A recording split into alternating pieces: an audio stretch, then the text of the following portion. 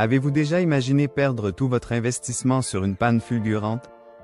Restez avec nous jusqu'à la fin pour découvrir quels sont les 5 SUV les plus vendus qui risquent de vous laisser en rade prématurément et comment éviter ce piège financier. Voici un scénario qui n'a rien de fictif. Vous roulez fièrement dans votre SUV flambant neuf quand soudain une catastrophe mécanique survient, le moteur capitule, la transmission abandonne et votre rêve automobile vire au cauchemar financier. Ce désastre est une réalité pour de nombreux propriétaires de SUV modernes. Notre enquête révèle les modèles les plus problématiques du marché actuel. Le Range Rover Evoque, ce bijou de luxe britannique, a longtemps été considéré comme le SUV compact par excellence. Lancé en 2011, ce modèle a rapidement conquis le cœur des amateurs de véhicules haut de gamme grâce à son design audacieux et son intérieur raffiné. Cependant, derrière cette façade rutilante se cache une réalité bien moins reluisante. La sophistication technique de l'Evoque s'apparente à une pendule complexe dont les rouages finissent par se dérégler. L'électronique embarquée, censée être un atout majeur, devient rapidement son talon d'Achille.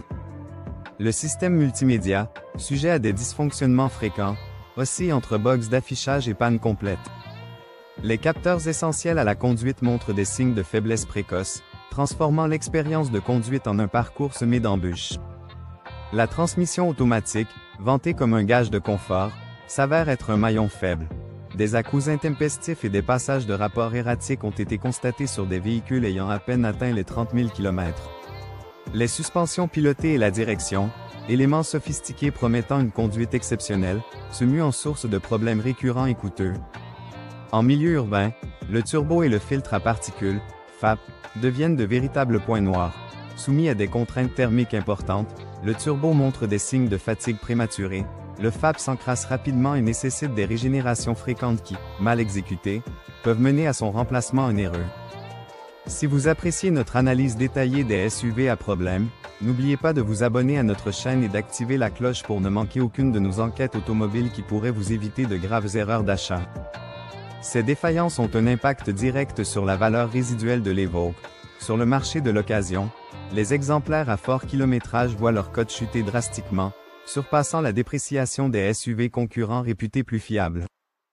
Un propriétaire témoigne: « Mon Evoque immobilisé à seulement 48 000 km s'est transformé en un gouffre financier. Ce qui devait être un véhicule prestigieux est devenu une source inépuisable de factures. » Cette réalité contraste fortement avec l'image de marque soigneusement cultivée par Land Rover. L'Evoque, initialement perçu comme un investissement sûr, se révèle être un pari risqué pour les acheteurs. La sophistication technique, si séduisante en concession, devient un fardeau pour les propriétaires et les mécaniciens confrontés à des systèmes complexes dont la réparation peut rapidement dépasser la valeur du véhicule. En fin de compte, l'Evoque incarne parfaitement le dilemme auquel font face de nombreux constructeurs premium. Comment concilier innovation technologique et fiabilité à long terme?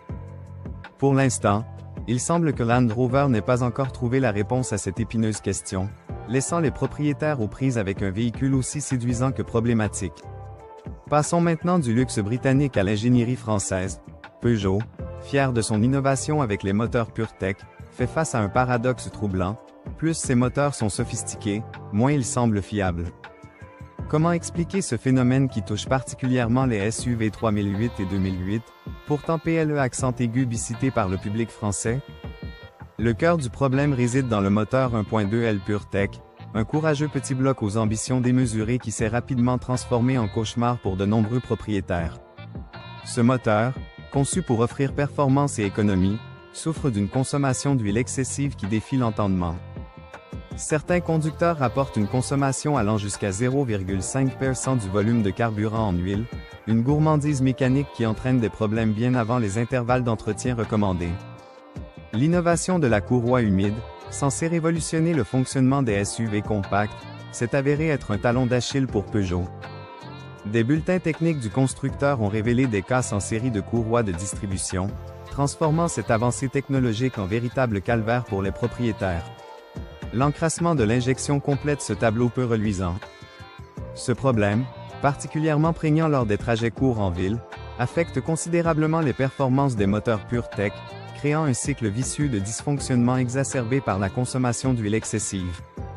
Il est troublant de constater que ces problèmes rappellent ceux rencontrés par une version antérieure, le 1.6 THP. Cette récurrence soulève des questions légitimes sur l'évolution de la fiabilité des moteurs chez Peugeot. Comment expliquer que les ingénieurs de Sochaux n'aient pas tiré les leçons du passé? Ces défaillances répétées ont un impact direct sur la confiance des consommateurs et, par conséquent, sur l'image de marque de Peugeot. Dans un classement récent, le constructeur français s'est retrouvé à la 10e place des marques les moins fiables, reflétant une crise de confiance croissante. La gestion désastreuse de la fiabilité représente un défi majeur pour Peugeot qui doit redorer son blason auprès d'une clientèle de plus en plus méfiante. Les conséquences financières pour les propriétaires sont tout aussi alarmantes. Les coûts de réparation liés aux pannes récurrentes des moteurs PureTech peuvent rapidement devenir prohibitifs. Ce qui devait être une économie à l'achat se transforme en un véritable gouffre financier avec des factures de réparation souvent trop élevées. Renault, autrefois synonyme de fiabilité et d'innovation, se trouve aujourd'hui au cœur d'une tempête mécanique qui menace de faire sombrer sa réputation. La marque aux losanges, qui pensait avoir trouvé la formule gagnante avec sa gamme de SUV comprenant le Kadjar, le Captur et l'Arcana, fait face à un défi majeur, les moteurs TCE. Ces blocs essence, censés représenter l'avenir de Renault, se sont rapidement transformés en son talon d'Achille. Le 1.3 LTCE en particulier s'est révélé être un véritable cauchemar pour de nombreux propriétaires. Décrit par certains experts comme « un moteur né sous une mauvaise étoile », il cumule des problèmes techniques qui minent la confiance des consommateurs.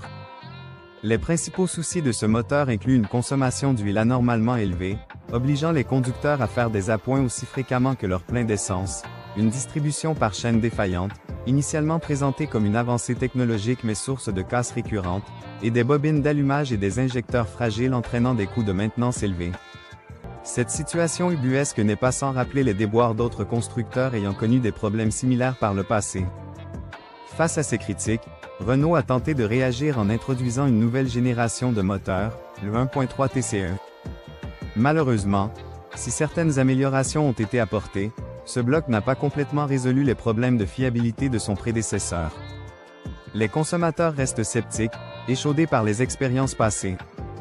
Ces difficultés techniques ont eu un impact direct sur la production de Renault. Certaines usines ont dû ralentir leur cadence, voire arrêter temporairement leur chaîne de montage pour faire face aux retours et aux modifications nécessaires. Cette situation a non seulement affecté la rentabilité de l'entreprise mais a également terni son image de marque. La réponse de Renault face à cette crise de confiance a oscillé entre déni et promesses d'amélioration. Dans un premier temps, la marque a cherché à minimiser l'ampleur des problèmes avant de finir par reconnaître la nécessité d'apporter des modifications substantielles à ses moteurs.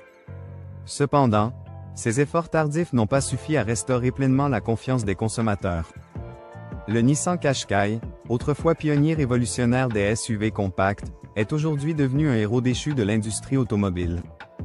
Lancé en 2006, ce modèle avait redéfini le segment grâce à son design moderne et ses caractéristiques pratiques.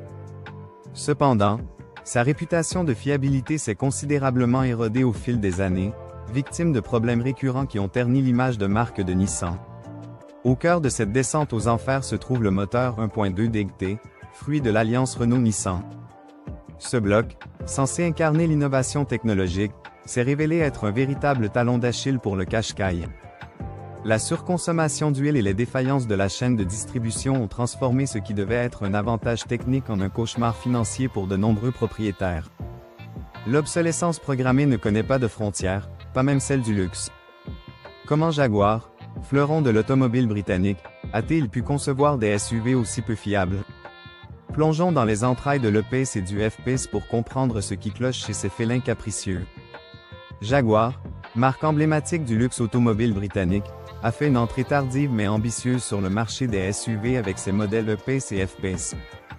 Cependant, cette incursion s'est rapidement transformée en cauchemar pour de nombreux propriétaires. Les moteurs Ingenium, censés représenter une nouvelle génération technologique, peinent à convaincre et sont au cœur de problèmes de fiabilité récurrents. Tel un félin aux pattes d'argile qui ne peut tenir son allure, Jaguar souffre de multiples défaillances. Les versions diesel sont particulièrement touchées par des problèmes liés à la vanne EGR et au filtre à particules, FAP. Ces composants s'encrassent rapidement aux usages urbains, nécessitant des interventions coûteuses. L'électronique, supposée être le fleuron de ces véhicules haut de gamme, se révèle être leur talon d'Achille. Les capteurs moteurs défaillants transforment ces SUV en véritables chats noirs pour leurs propriétaires.